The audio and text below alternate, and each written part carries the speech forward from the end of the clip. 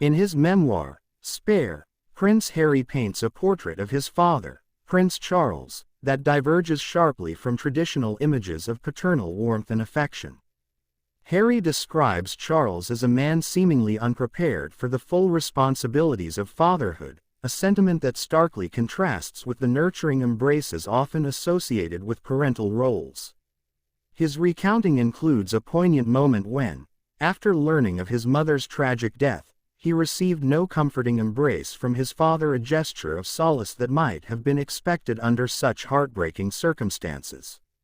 Harry's reflections do not stop with personal anecdotes. They delve into broader themes of inherited pain and behavioral patterns passed through generations. In a podcast interview, he attributed his father's apparent emotional reserve to the generational pain that Charles himself likely experienced growing up within the royal family. This perspective suggests a cyclical nature of familial interactions, where learned behaviors and emotional responses are passed down, for better or worse. However, this depiction of Prince Charles has been met with opposition. Royal reporter Charles Ray, speaking to The Sun's Matt Wilkinson, strongly contested Harry's characterization of his father. Ray argued that Prince Charles was a much more loving father than depicted in Spare, drawing on his own observations of the royal family. He reminisced about times he witnessed Charles interacting with his sons in a manner that he perceived as genuinely affectionate, contrasting with the more reserved interactions that might be seen in public. Ray highlighted a specific instance that captured the public's imagination and seemingly contradicted Harry's narrative. He described a scene where Prince Charles, though appearing formal, warmly greeted his sons upon their arrival at the Royal Britannia. Meanwhile, Princess Diana, known for her exuberant warmth, displayed overt affection, which naturally captured the attention of the press and public alike. Ray's account suggested that while Diana's affection was more visible and thus more memorable to the public, Charles's affection, though less demonstrative, was no less sincere. This contrast in the portrayal of Prince Charles underscores a fundamental challenge in understanding public figures, the complexity of their private versus public personas.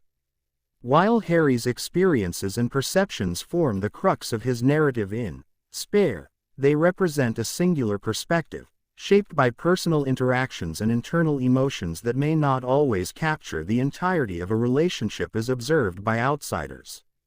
Spare, thus serves not only as a memoir but also as a platform for broader discussions about family dynamics, parental expectations, and the impact of generational legacies on personal development.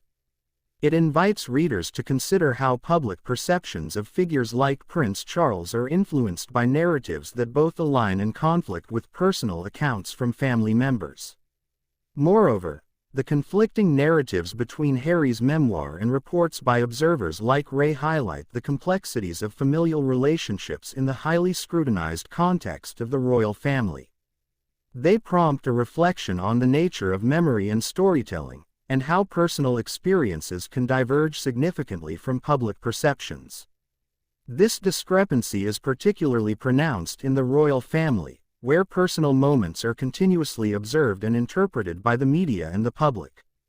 In conclusion, while Prince Harry's portrayal in Spare offers a candid look at his perceptions and experiences of his father, it also opens up a dialogue about the multifaceted nature of human relationships, particularly in an institution as public and storied as the British monarchy.